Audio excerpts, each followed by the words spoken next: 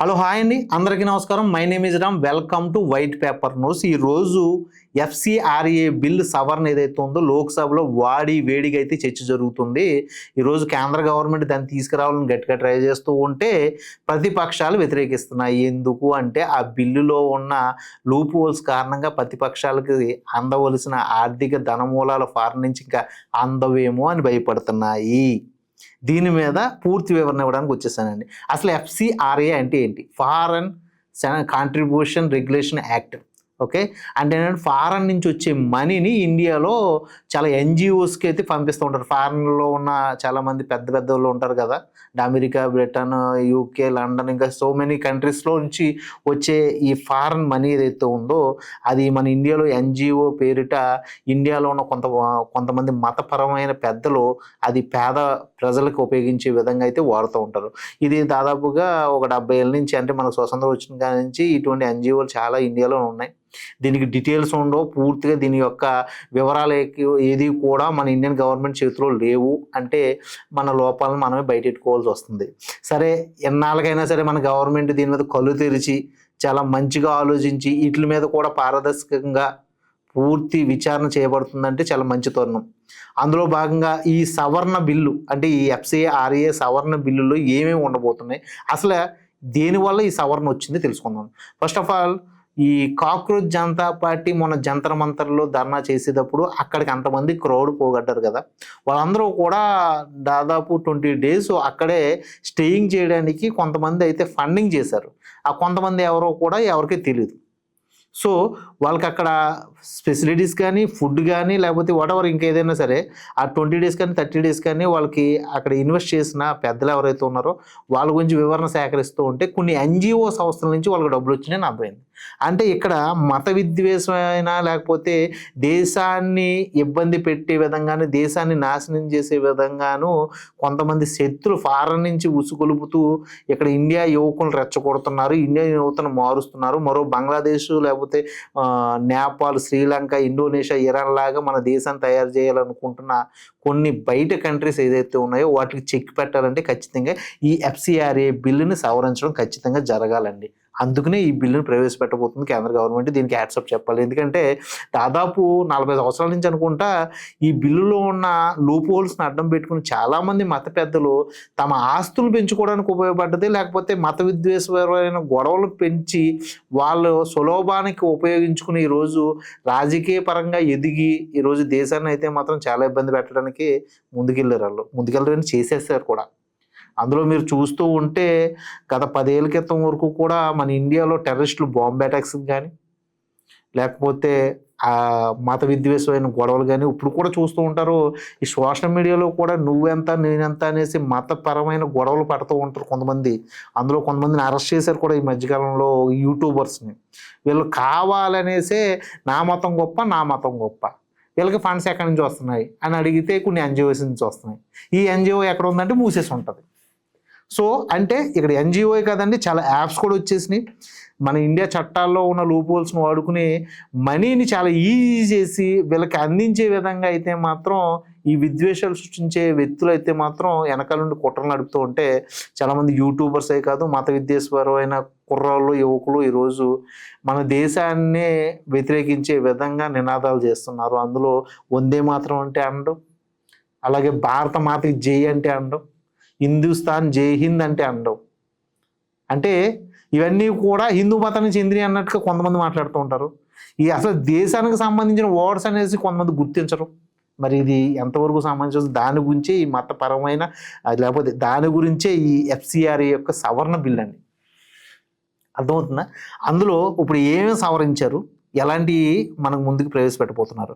First of all, ఈ ఎన్జిఓల్లో చాలా వరకు అంటే చాలా పెద్ద ఎన్జిఓలు కొన్ని చిన్న ఎన్జిఓలను క్రియేట్ చేసి అందులోకి ఫారెన్ నుంచి వచ్చే ఈ మనీ ఏదైతే ఉందో ఆ మనీని ఈ చిన్న ఎన్జిఓలకు ట్రాన్స్ఫర్ చేస్తున్నారు. ఎక్కడెక్కడ ఏముంటున్నాయి ఎవరికి అర్థం కావట్లా. ఇప్పుడు ఏమవుతుందంటే మీకు అందరికీ మన ఇండియాలో బ్యాంక్స్ అంటే మీకు తెలిసినవి స్టేట్ బ్యాంకు, లేకపోతే పంజాబ్ బ్యాంకు, లేకపోతే ఐసిఐసిఐ, హెచ్డిఎఫ్సి తెలుసు. కానీ తెలియని బ్యాంక్స్ కూడా ఉన్నాయి. కొన్ని వరలక్ష్మి బ్యాంక్ అని ఉంటుంది, లేకపోతే అప్పరావుగఢ్ బ్యాంక్ అని ఉంటుంది, అర్బన్ బ్యాంక్ అని ఉంటుంది. అసలు ఈ బ్యాంక్స్ ఎప్పుడు ఓపెన్ చేస్తున్నారు, ఎప్పుడు క్లోజ్ చేస్తున్నారు ఎవరికీ తెలియదు.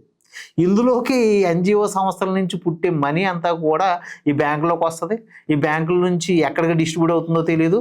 సడన్గా ఈ బ్యాంక్స్ ఎత్తేస్తారు, ఈ ఎన్జిఓలు ఎత్తేస్తారు.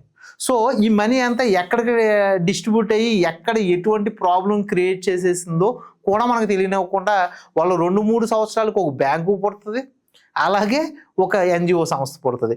ఎన్నిటిని పారదర్శకంగా విచారణ చేసి పూర్తిగా నిర్మూలించాలంటే ఈ ఎఫ్సిఆర్ఏ బిల్ ఇంపార్టెంట్. సో ఇది మీకు అర్థమైంది కదండి. దాని గురించి ఇప్పుడు ఆ ఎఫ్సిఆర్ఏ బిల్లు ఏం పెట్టారంటే, ఫస్ట్ ఆఫ్ ఆల్ ఎవడైనా సరే ఎన్జిఓ పెట్టి 10 లక్షలకు మించి ఖర్చు పెట్టలేదు అంటే దాన్ని పూర్తిగా రద్దు చేస్తాం. అసలు ఆ బిల్లు అసలు 10 లక్షల రూపాయలు కూడా పుట్టని ఎన్జిఓ ఏ ఎన్జిఓ ఉంది? అటువంటి ఎన్జిఓలు ఏదైనా సరే రన్ అవుతూ సడన్గా ఆపేసినాయి అనుకోండి, వాటిని మళ్ళీ పునరుద్ధరించడానికి అవకాశం లేదు. అలాగే ఎన్జిఓలు ఎక్కడైనా సరే పుట్టినాయి అంటే ఖచ్చితంగా అవి కేంద్ర గవర్నమెంట్తో రిజిస్ట్రేషన్ చేయించుకోవాలి. అది ముఖ్యంగా ఢిల్లీకి రావాల్సి ఉంటుంది. అలాగే ఎన్జిఓలకి ప్రతి ఎన్జిఓకి SBI State Bank of India ఖాతా ఉండాలి. అది కూడా ఢిల్లీలోనే ఉండాలి. ఎందుకంటే వాళ్ళు ఒక డిపార్ట్మెంట్ క్రియేట్ చేస్తుంది కేంద్ర గవర్నమెంట్. ఆ డిపార్ట్మెంట్లోంచే ఈ ఎన్జిఓలోకి వచ్చే మనీ ఎక్కడి నుంచి వస్తుంది, అలాగే ఎవడు పంపిస్తున్నాడు, ఎవడిస్తున్నాడు, ఎవరి నుంచి ఎక్కడికి వెళ్తుంది, ఆ ఎక్కడికి వెళ్ళిన దాని గురించి మళ్ళీ ఏ యూపీఎల్కి ట్రాన్స్ఫర్ అవుతుంది, ఎక్కడి నుంచి ఎంత మనీ తీస్తున్నారో అనేది క్లారిటీగా తెలియాలి. అంటే అది ఒక సెక్టర్లో ఉందని తెలుస్తుంది. ఇండియాలో ఉన్న చాలా కొన్ని వందల వేల బ్యాంకుల్లోకి ఈ మనీ ట్రాన్స్ఫర్ అయిపోయిన తర్వాత ఎక్కడి నుంచి ఎక్కడికి వెళ్ళిందో తెలియట్లేదు. దాన్ని ఎంక్వైరీ చేయడానికి ఒక డిపార్ట్మెంట్ పెడితే వాడు ఇండియా మొత్తం తిరగడానికి ఇప్పుడు అది పంపించే 10 లక్షల ఫండ్ కోసం వీడు 50 లక్షలు ఖర్చు పెట్టుకోవాల్సి వస్తుంది. సో అవన్నీ కూడా పారదర్శకంగా చెయ్యాలి అంటే ఓన్లీ ఢిల్లీలో పెట్టారనుకోండి, ఢిల్లీలో ఉన్న డిజిటల్ సిస్టమ్ నుండి మొత్తం అంతా కూడా చూడవచ్చు. సో ఇది కేంద్ర గవర్నమెంట్ తీసుకున్న చాలా మంచి నిర్ణయం. అలాగే ఎన్జిఓల్లోకి ఎంతెంత మనీ వస్తుంది ఇది తెలియాలి. ఫస్ట్ ఆఫ్ ఆల్ మనకి మతపరంగానో లేకపోతే లౌకిక వాదన అంటే పర్యావరణ వ్యాఖ్య ఏదంటే పర్యావరణ సంక్లిప్తం అంటే ఇది అంటారు కదా, పర్యావరణ సంరక్షణ చేసుకోవడానికి అటువంటి యాక్ట్ ప్రకారంగాను దాదాపుగా పర్సంటేజ్లుగా డిఫరెన్స్ చేసి చూస్తే, మతపరంగా చూస్తే క్రిస్టియన్ మతం, హిందూ మతం, ముస్లిం మతం, బౌద్ధ మతం, సో మెనీ మతాలు ఉన్నాయి. అందులో పర్సంటేజ్గా చూద్దాం. ఫస్ట్ హిందూ మతం చూస్తే 10-20% వస్తుందంట. ఎందుకు అంటే ఫారెన్ కంట్రీలో సెటిల్ అయిన హిందూ మాత్రమే పంపిస్తున్నాడు, వేరే కంట్రీ నుంచి ఏ మతపరమైన వ్యక్తిని పంపించట్లేదు, ఓన్లీ హిందూ మతం వాడే పంపిస్తున్నాడు. వీళ్ళందరూ ఎన్ఆర్ఎస్ కింద వస్తారు. వీళ్ళలో అమెరికా ఉంది, బ్రిటన్ ఉంది, ఆస్ట్రేలియా ఉంది, మలేషియా, సింగపూర్, సో మెనీ కంట్రీస్లో హిందువులుగా సెటిల్ అయిన పెద్ద పెద్ద వాళ్ళందరూ కూడా పంపిస్తూ ఉంటారు. సో వాళ్ళు 10-15% మాత్రమే పంపిస్తారు, 20% పంపిస్తున్నారు. ఓకే. అలాగే క్రిస్టియన్ మతం ఉంది. క్రిస్టియన్ మతానికి మాత్రం 40-50% వస్తుందంటండి. అంటే ఏంటంటే క్రిస్టియన్ మతంలో ఉన్న అమెరికా కంట్రీ ఏదైతే ఉందో, America, Britain, UK, so many countries, వీటి నుంచి అయితే మాత్రం 40-50% వరకు ఇండియాకే మనీ వస్తుంది. ఓకే. అండ్ ముస్లిం మతం నుంచి అయితే మాత్రం 20-25-30 మధ్యలో వస్తుందంటండి. ఇది Saudi Arabia, Khattar, Kuwait, Dubai, so many Muslim countries నుంచి. ఓకే. అలాగే లౌకిక వాద పర్యావరణానికి పంపించే ఫండ్ అంటే ఏంటంటే ఇది పర్యావరణాన్ని సంరక్షణ చేయడానికి వాడే ఫండ్ అన్నమాట. ఇది ఎంత వస్తుంది అంటే దాదాపుగా 30-40% వస్తుంది. ఏంట్రా దీనికి కూడా ఎంత ఎక్కువ వస్తుంది, ఇది ఎక్కడ వాడుతున్నారు అంటే, ఇది ఎక్కడ వాడుతున్నారంటే మన దేశంలో ఎక్కడైనా సరే ఈ ఫ్యాక్టరీస్ని అక్రమంగా కట్టడం, లేకపోతే ఒక ప్రదేశాన్ని ఆక్రమించుకోవడానికి అక్కడ ఏదైనా ఒక మైనింగ్ పడిందని చెప్పడం, ఇటువంటి అక్రమ తవ్వకాలు చేస్తూ ఉంటారు కదా, వాటిని ఈ ఎన్జిఓ సంస్థల ద్వారా కోర్టులో కేసులు వేసి నివారించడానికి, లేకపోతే అక్కడ ధర్నా చేయడానికి, కొంతమంది జనాన్ని పోజేసి వీటికి వాడడానికి, ఈ దేశంలో ఇటువంటి విపత్తుల నుంచి కాపాడడానికి, అలాగే ఫ్లడ్స్ లేకపోతే భూకంపాలు, సో మెనీ అదే ప్రకృతి విపత్తులు, ఇటువంటి వాటిని నివారించడానికి ఈ ఫండ్స్ వాడుతూ ఉంటారు. సో ఇది కూడా అమెరికా నుంచి వస్తుంది, బ్రిటన్ నుంచి వస్తుంది, జర్మనీ నుంచి వస్తుంది, ఆస్ట్రేలియా నుంచి వస్తుంది, రష్యా నుంచి వస్తుంది, చైనా నుంచి కూడా వస్తుంది. ఓకే, అర్థమైందండి. ఇలాంటి ఫండ్స్ అయితే వస్తున్నాయి. ఇందులో ఈ లౌకికవాద ఫండ్ ఏదైతే ఉందో, అంటే పర్యావరణ సంరక్షణ ఫండ్ ఏదైతే ఉందో అది కొంచెం మిస్లీడ్ అవుతుంది. ఎందుకు అంటే కొంచెం కదండి, చాలా మిస్లీడ్ అవుతుంది. ఎందుకు అంటే మీకు గతంలో సోనం వాంగ్చుక్ గారు మన కాశ్మీర్ లడఖ్ ప్రాంతంలో ధర్నా చేస్తున్న సమయంలో అతను ఎంతమంది జనాలైనా పోజేయగలిగాడు ఓకే, అతను పోగు చేసి మా లడఖ్ ప్రాంతాన్ని కలుపుకుంటే దేశంలో పూర్తిగా కలపండి, లేకపోతే మాత్రం మేము చూపించేది మేము చూపిస్తాం అంటూ ఆయన చాలా గట్టిగా అయితే నినాదాలు చేశాడు.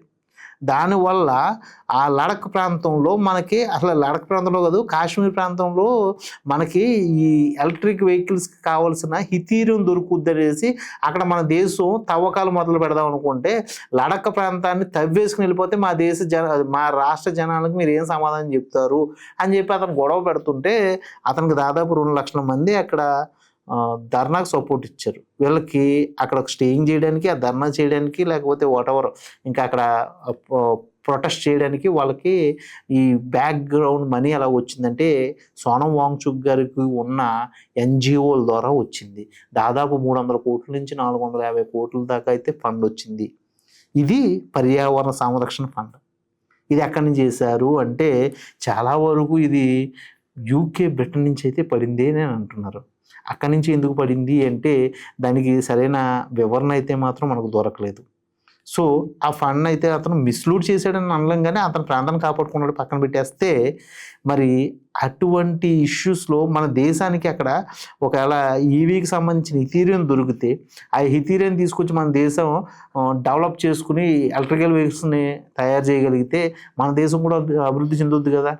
అలాంటి విషయాల మీద ఫోకస్ చెయ్యాలి అంటే ఫస్ట్ ఆఫ్ ఆల్ మనకు కావాల్సింది ఈ ఎఫ్సిఆర్ఏ చట్టం ఏదైతే ఉందో అది సవరణ ఖచ్చితంగా జరగాలి. అది జరిగినప్పుడే ఇటువంటివన్నీ కూడా పారదర్శకంగా పారదోలుతాయి.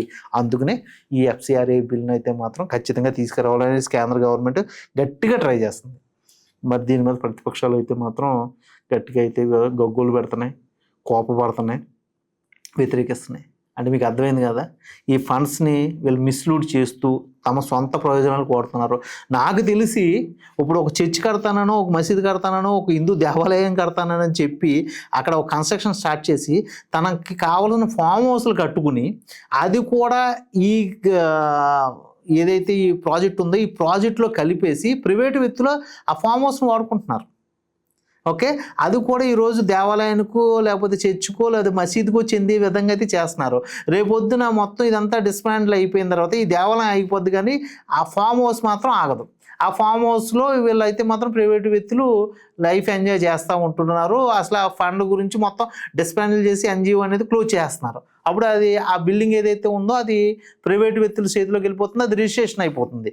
దీని మీద కేంద్ర గవర్నమెంట్ ఈసారి గట్టిగా సవరణ చేసిన బిల్లులో ఏం చెప్తుందంటే, ఇలాంటివి ఏదైతే ఉన్నాయో ఇవన్నీ కూడా కేంద్ర గవర్నమెంట్కో లేకపోతే రాష్ట్ర గవర్నమెంట్కో చెందే విధంగా ఈ బిల్లు తీసుకొస్తాం. అప్పుడు ఏమవుతుంది, ఇలాంటివి దేశంలో ఎన్ని ఉన్నాయో అవన్నీ అవకతవకలు బయటికి రావడం వల్ల ఇది నిజంగా పేద ప్రజలకు కూడా ఉపయోగపడే విధంగా అవుతుంది. ఎందుకంటే ఆ బిల్డింగు ఆ బడాబాబుల చేతిలో లేకపోతే ఆ పేద ప్రజలు, ఊరు అవతల ఉన్న పేద ప్రజలకి ఆ బిల్డింగు ఆసరాగా ఉపయోగపడుతుంది కదా. ఇలాగే చాలా వరకు ఇదంతా కూడా మరి పారదర్శకంగా చేయాలనేసి కేంద్ర గవర్నమెంట్ తీసుకున్న ఈ నిర్ణయం అయితే మాత్రం నేను యాక్సెప్ట్ చేస్తున్నాను, దీన్ని నేను ఏకీభవిస్తున్నాను. మరి ఇది అర్థం కాని ప్రజలు దీన్ని ఇంకే రకంగా చూపిస్తారో చూడాలి. మరి దీని మీద మీరేమనుకుంటున్నారు, మీ కామెంట్ రూపంలో తెలియజేయండి. మరో మంచి కంటెంట్తో మీ ముందు ఉంటాను. అప్పటి వరకు సైన్ అవుట్ మీ రామ్.